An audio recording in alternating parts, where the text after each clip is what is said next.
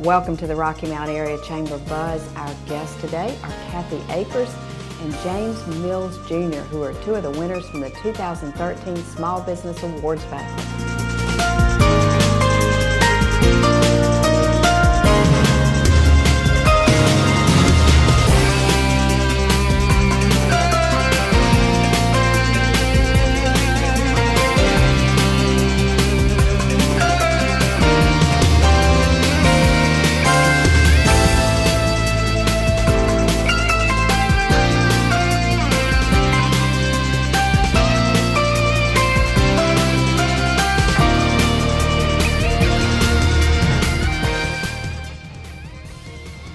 Our show today is proudly brought to us by Roger G. Taylor & Associates to help you learn more about what's going on in our community. Let's take a look at some recent events. Optometric spouses, and in June of 2006, she received recognition from the American Optometric Association for over 20 years of service for the cause of healthy vision.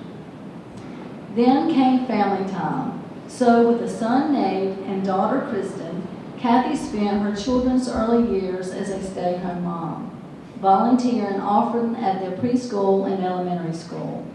She has also volunteered with communities and schools from 1999 to 2007.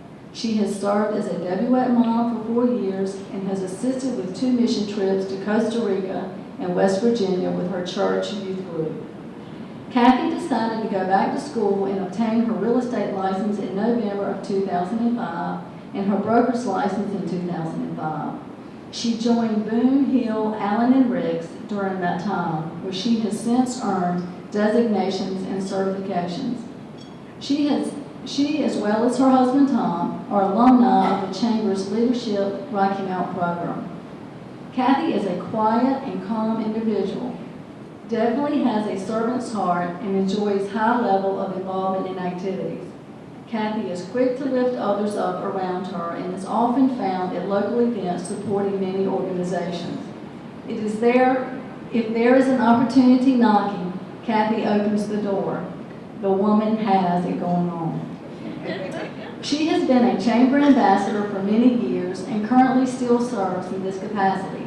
She was the 2011 president of the Rocky Mount Area Association of Realtors, where she is still a member. She served on the My Sister's House board from 2010 to 2012.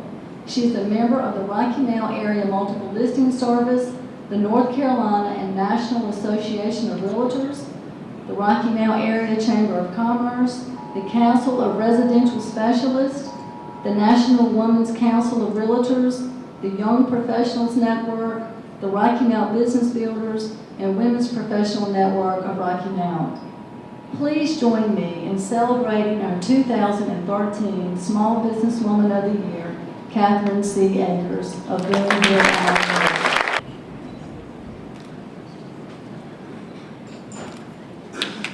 Organization.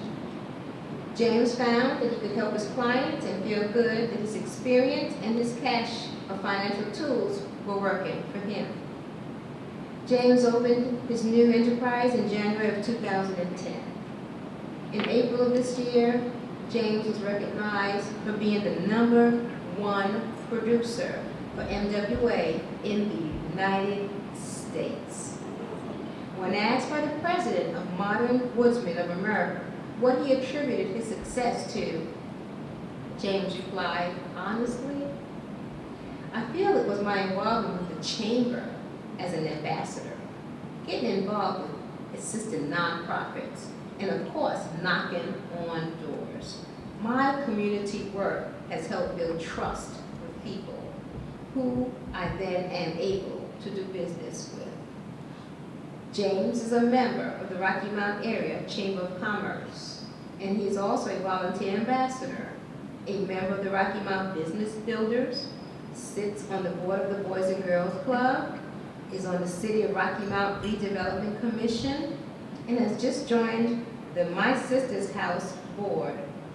Through Modern Woodsmen of America, he has donated thousands of dollars to local and not-for-profit organizations, including $2,500 to My Sister's House in 2012. James has been married to his best friend Ruth for over 21 years and has 3 children.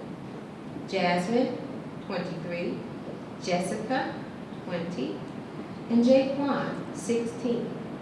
He says raising a son after 2 daughters has been a breeze. At the old age of 43, James is also a grandfather, 2 times over. The Mills family attends Showers of Blessings Christian Center in Rocky Mount.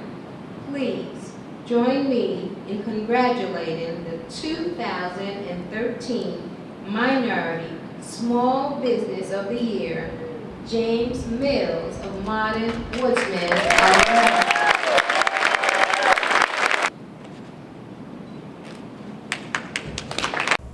It is such a pleasure to welcome Kathy Akers. Kathy, you are the 2013 Small Business Woman of the Year for Rocky Mount Chamber, so congratulations. Thank you, Jean. I appreciate being here. Well, and as I thought about in the night of when you received the award that was so exciting for all of us, you behind the scenes so humbly give back so much. I think there are many people, and I'm hoping that we can share this with people watching. You have always been a wonderful mother, a wonderful spouse, a supportive spouse, had a career of your own once you stayed home a few years with your children, but you've always looked for ways to make life better for other people, and we really do appreciate that. Thank you, and it just humbled to have been chosen by the Chamber for this award. And yes, I've tried to always give back because I feel like by giving back to the community, I'm helping those around me. Well, you've done a wonderful job. Let's kind of start with some background on you. You grew up in West Virginia. Born and raised just outside of Charleston. Graduated from high school there. We have now had 4 generations to graduate from our high school in my family, and went to West Virginia Institute of Technology, where I received my biology degree and a minor in business. So you're kind of technically oriented a little bit? A little bit, a little bit. Does that factor in helping your husband Tom is with Akers Center? It helped a lot, especially throughout my early career in the medical field, from working in hospitals to different medical practices here, helping in his office and that type of thing, yes. Well, when you first came here, you did work for medical offices. Yes, I did. Before having 2 children. How old are they now? They are 24 and 22. And what are they doing? Both are still in college. One is pursuing marine biology, the other a degree in dance. Very different. Yes, they are. Well, good. And you stayed home with them for a few years and then decided to go into real estate. Yes. What prompted that, Kathy? Well, at the time that my youngest entered high school, I was ready to get back into working, but I wanted some flexibility. But I also knew that enough had changed in the medical field with HIPAA and the medical records becoming automated and, online and that type of thing, that I knew I was just not up to date anymore with the medical field. But I have to say, with your brain, you could have become if you wanted to. Probably, but I have always liked helping people, and the thought of helping a young couple find their first house, or helping someone that is, had maybe the death of a spouse, trying to downsize, those types of things, helping someone through those decisions and helping them to relocate, that really appealed to me, that I could help in a different way. Well, and I think it's interesting, and it's such an inspiration to other people to think, okay, well, you worked in several fields, and then it probably over 40 reinvented yourself, right? Yes, I did. And we can do that now, and for you to do that, so you've been working for Boone Hill, Ricks, and Allen for a number of years? Started there right after I received my license in November of 2005, and have been with them the whole time. Well, great. Gosh, and what does one have to do? Get a license, and are you an agent or a broker, or how does that work? I am a broker. The laws changed right after I entered into real estate. You could get your real estate license and be a real estate agent. Then you could go back and take additional classes and licensing to become a broker. after that, our state made the decision to make an all-broker state. So you take your real estate classes, and now you have 3 years to take additional coursework, and you're a provisional agent or a provisional broker, and then become a broker after those 3 years, and you pass those proficiencies. So they tried to make a level playing field for all agents within our state.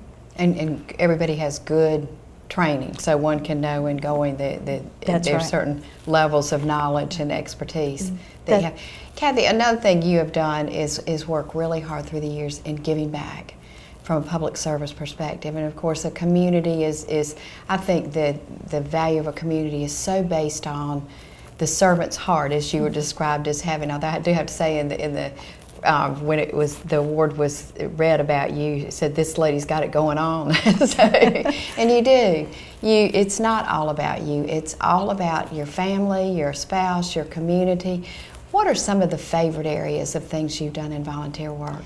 Well, I think the biggest part has always been vision, which of course goes back to my husband's occupation at the Akers Center. Healthy vision. I used to go in when the kids were young and sit in the kindergarten classes and teach them about their eyes and, seeing things and how that's the only doctor that's not going to give you a shot. Make them feel comfortable to understand that, their eyes are an integral part of learning. Helping on a national level in healthy vision to help promote a new program for infants and having exams during that first year of life that catches a lot of things that if diagnosed early will help children in that learning to learn visually. And if they're not caught, there are progressions that a child can miss out on that are almost impossible to ever recoup, right? That's true if they're not caught in time. There are some things that will cause a child to their eyes not function correctly, and it does make a big difference in how they learn. I think the other thing is giving back to my church. I for quite a few years was very active volunteering in the church with the youth group, went on several mission trips with our youth group and that type of thing, and have always tried to give back to our church. And on the vision level, you have chaired women for North Carolina, and then have been on a national board too? That's right. I had served through the different positions on the North Carolina Optometric Spouses Organization, was president for 2 years, and then was nominated and moved to the national board, the American Foundation for Vision Awareness. Went through the chairs there and was the president there in 1999-2000. Wow, you represent our area well. What brought you to Rocky Mount? It's actually Tom and the job that he started here in Rocky Mount at the Eye Care Center with Dr. Barker and Dr. Harold. And so you came here from now you're in Chicago for his training, right? So That's West right. Virginia, then Chicago, and then have been here ever since. That's right. Been here since September of '85. And how has the chamber? I noticed you're an ambassador. You both took the leadership. Well, training. actually, I only took the Oh, leadership. you only took it. Okay. To me, the chamber is an integral part of our businesses. They help us as small businesses, and giving back, that's another part of giving back. Being out there meeting the people in business like I am, you learn from each other, what things, new ways of doing things, either with this new technology that comes out and that type of thing. But just being out there learning from each other and meeting each other, I think is a big part, and that's why I have done that. Well, we were all celebrating you when you got the award. It was just such we all were there with you and experiencing it with you. And I highly encourage women in the community to come up to you and meet you and say, let's talk, because I think we do really learn from each other and lift up each other. And you certainly are a great example of that, Kathy. Well, thank you very much. And this is your award we have right here. So, but thank you, and we'll be back in just a minute with James Mills. Stay with us.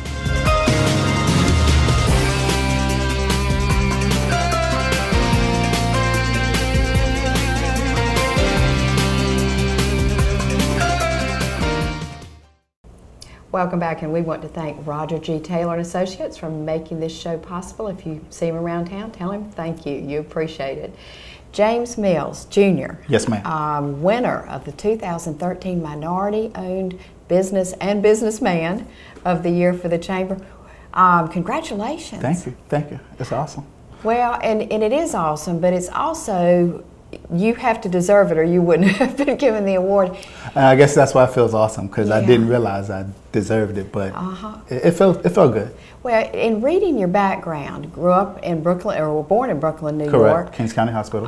You have reinvented yourself a number of times. You've worked in your father's business in manufactured housing. You ended up going to Wesleyan College, getting a degree, threw yourself out there on Career Finders, and now are tremendously successful in Woodman of the World, Modern Woodman of Modern America. Woodman of America. I keep Yes. wanting to say the world, and someday, well, there is one of the world too. There is right? another organization. Okay, is it similar things or? We were both founded by the same person. We were founded in 1883. They were founded in 1889 by the same Okay. person, but it's two different organizations. Well, let's talk about what motivates you, and because you obviously, no grass grows under your feet. I mean, you are. Can't afford it.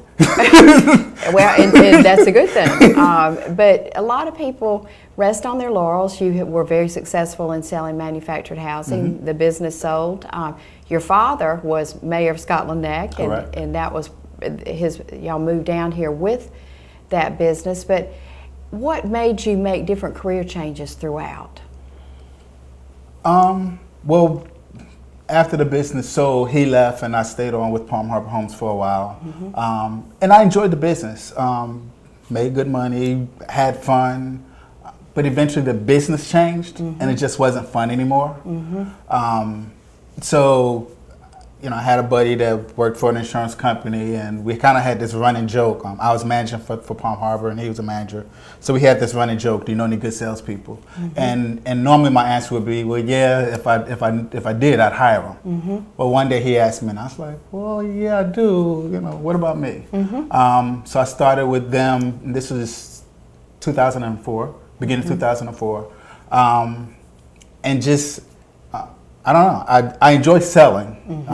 And obviously you're good at it because that's been a pattern throughout your career. Yeah, and it's not just the selling. I enjoy people. I enjoy, I guess my style of selling is educational. I like to teach people. I tell people, professionally, I'm a salesperson. Fundamentally, I'm a teacher. So my method of selling is to teach. You know, so whatever product or service I'm offering, I want to show people how this product or service is going to help them better their life. So that's kind of how it started, selling life insurance, and I would go into people's house and I'd sell them some life insurance, feeling good that if something happened to them, their family was taken care of. But after a while, it dawned on me, if they lived, some of them were still in trouble because they didn't have any kind of retirement plan set up. They didn't have disability, long-term care, all these other different products and services. They didn't have any kind of investments. So that just kind of drove me to get more and more licenses. Not that I wanted to have a bunch of licenses, but I wanted to be able to help the clients that I worked with. And I think of all the things I read about you when the presentation was made that night, you wanted to feel really good about what you were selling to people, that it would help make their lives better. For sure. You know, I'm with Modern Woodman now, not trying to sound cocky, but I could work for anybody. I choose to work for Modern Woodman because of what they stand for. Which is? We're organized as a 501c8 not-for-profit. So yeah, the products and services are very similar to, you know, what other companies offer. But what makes us different is what we do with the money. We put it back into the communities. Last year we gave away $26 million nationwide, matching funds to nonprofits. We give away 39 college scholarships every year. Just all kinds of great things that they front the money and I get to give it away. It's pretty cool. And my sister, well, and it is, but the community has benefited from that too, because you gave a $2,500 check to my sister's house. It was actually $1,500, but yeah, okay. It was $1,500 to my sister's house. I gave $2,500 to the Boys and Girls Club, and I gave $3,000 to the chamber. Wow. Yeah. Thank you. Yes, ma'am. Why is it important to you personally to give back to the community? So I'm a transplant, but I do love Rocky Mount. I don't know. It's home. You raised your family here. For sure, for sure. And let's talk about you married your best friend. I have. We met senior year in high school, Ruth Mills. We were together 4 years, and we've been married 21, so we've been together 25 years. We have 3 wonderful children, 2 grandchildren. I don't know. I guess a combination of all those things is what drive me. I lived in Irvington, New Jersey, 94. Came home from work one day, and my oldest, she was 5 years old at the time, and she said, "Daddy, I want to go outside and play." Well, where we lived at was kind of a rough neighborhood, so we didn't let them go outside unless we went with them. So she said, "Daddy, I want to go outside and play," and I didn't feel like going. I don't know. And it's just, I remember that day. It just stuck in my head.